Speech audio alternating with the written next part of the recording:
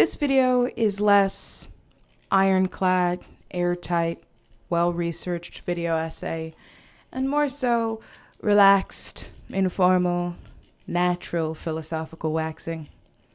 Welcome to the Fireside Chat.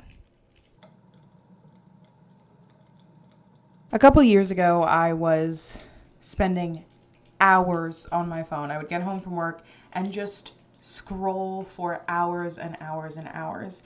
And I recognized that I was doing it to distract myself from how my life was going, but I still was like, maybe the distraction is actually worse than if I just faced whatever it is I'm going through. Maybe I'm at the other end of this bell curve. I think it's doing something, it's distracting me, it's making me feel better, but maybe it's actually making me feel worse, and I would be better off not spending several hours on TikTok until my vision went blurry. So I thought, okay, maybe now is the time for getting rid of social media and not being on my phone. It's a major life goal of mine to never scroll the internet aimlessly and to interact with the internet with intention.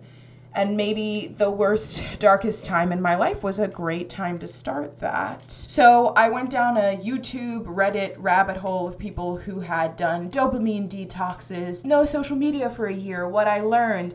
I got a dumb phone instead of a smartphone, here's what it taught me. And I noticed a theme. See if you can spot it. One guy did a 7-day dopamine detox, and that was like everything. No porn, no music, no social media, no YouTube, nothing. I think he could like check his email twice a day or something, but he really just unplugged. One moment. And what he did to fill his time when he was not on his phone, he lived in Mallorca, which is an island off the coast of Spain, with his mom and 11 dogs. And he would go running around the island with his dogs. He did a sunrise hike and got drone footage of the sun rising over the Mediterranean. Another person was like, I did no social media and I hung out with my friend on a boat during this time period. And if I had had my phone, if I had had social media, I would have spent the entire time just trying to take the perfect picture and then editing the picture and trying to come up with the perfect caption and then posting it and just refreshing my feed to make sure people were liking it and telling me I looked good. But without my phone, I was able to be fully present on the boat with my friends. And then another person had like a 1-year-old baby, I think, and she's like, my husband and I went for a walk around our neighborhood at sunset, and if I'd had my phone, I totally would have been scrolling as we walked, but it was just so great to connect with my husband on our beautiful street at our sunset walk.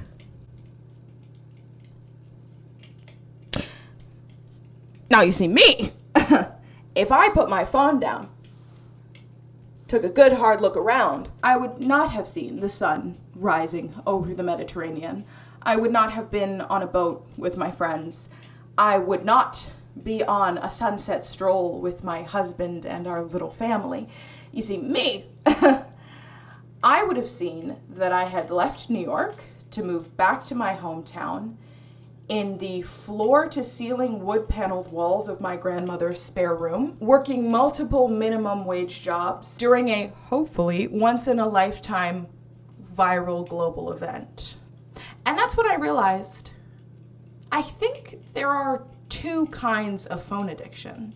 There's one where you're running to your phone, and there's one where you're running from your life. And I had the latter.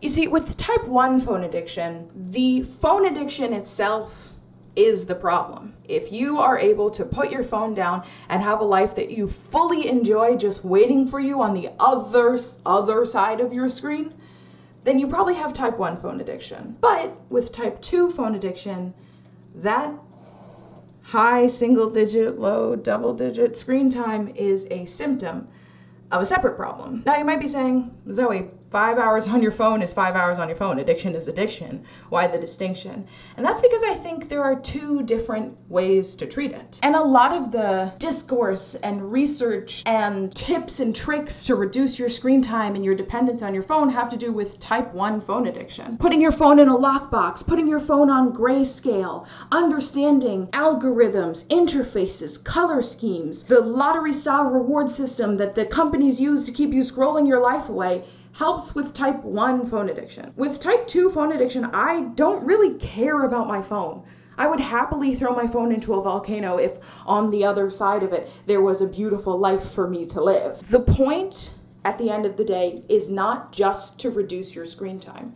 The point is to be fully present for a well-lived life. And if the well-lived life is there and you just have to put your phone down to see it, I feel like on my YouTube Reddit deep dive, I saw that there are so many resources and conversations about doing that and how companies in the attention economy try to stop us from doing that. But with type 2, you can get your screen time to 0, but that won't get you to the end goal of being present for a well-lived life. So, now that we've identified the two different kinds, what do we do about it? If you have the type of phone addiction where you're on your phone a ton because your life sucks, the way you would treat that is probably by making your life suck less, which is definitely easier said than done. But luckily, I took a course in college called The Science of Happiness. That's really what it was called. And I'm going to teach you a practical that I learned. Martin Seligman is the accredited father of positive psychology, and he developed 5 elements of well-being: water, earth, air, fire, Dairy Queen. These 5 elements, the acronym is PERMA: positive emotion, engagement, relationships, meaning, and accomplishment/achievements. Positive emotion is peace, joy, contentment, gratitude. Engagement is like the younger sibling of Csikszentmihalyi's flow, something that gets you in the zone. A lot of people feel this way about playing an instrument or working on a car or coding. Relationships. This is your romantic relationships, your friendships, your relationships with your family, your relationship with the person that makes your coffee. M is meaning. What is your purpose in life? Do you engage with that purpose? Are you working towards it?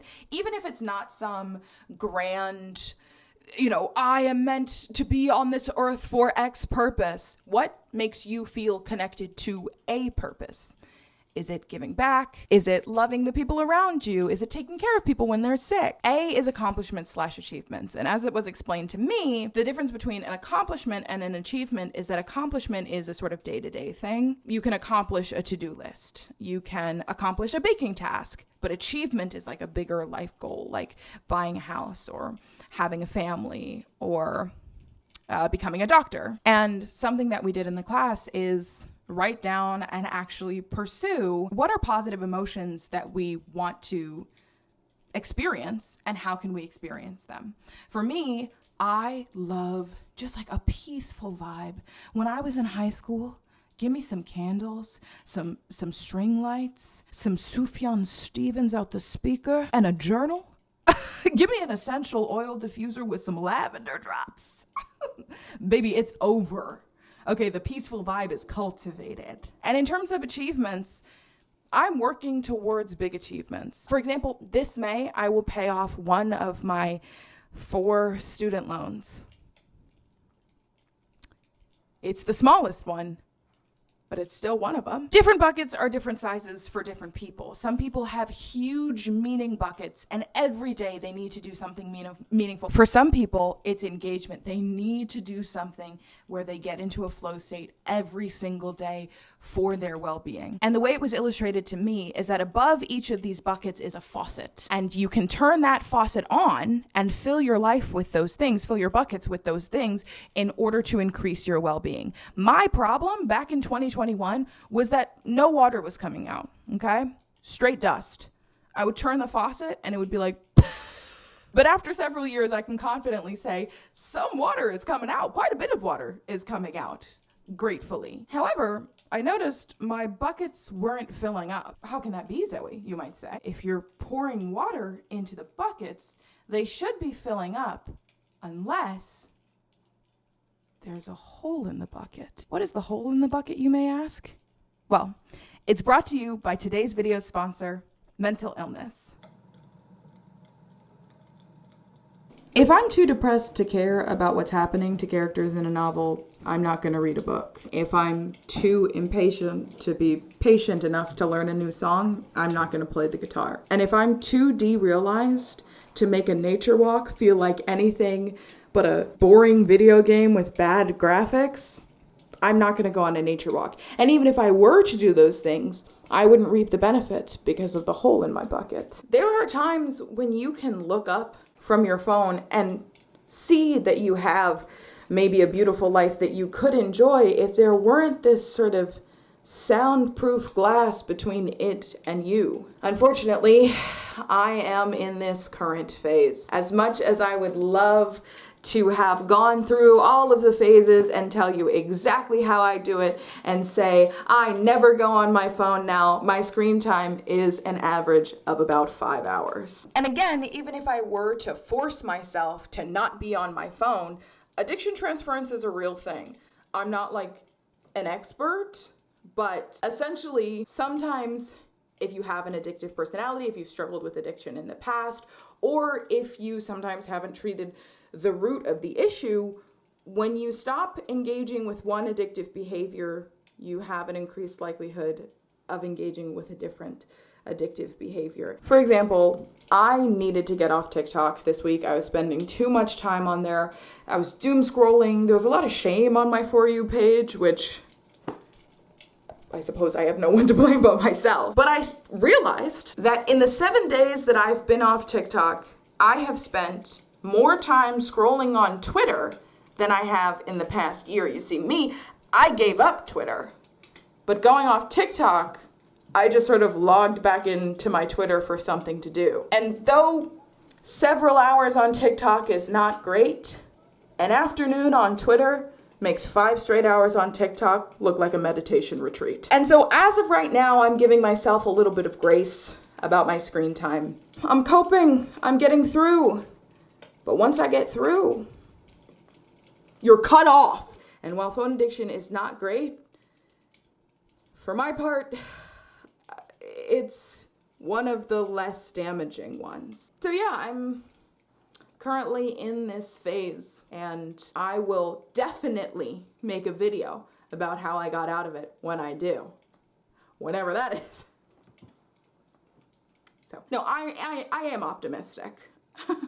But like I said at the beginning of the video, it is one of my life goals to live a no-scroll life, to be so present for the life that I get to live and have constructed for myself and worked really hard for, that I don't want to numb out. But there's some hills I gotta get over. Some barbed wire I have to army crawl under in the rain. But when I do, and I get to that other side, best believe there'll be a part 2 to this video. Now, make no mistake, just because I'm giving myself grace during this time period doesn't mean I'm not working towards my life goal of being scroll-free. And also, just because I'm not in the freedom from type 2 phone addiction phase of my life doesn't mean I don't know what I want it to look like. I know exactly what I want it to look like.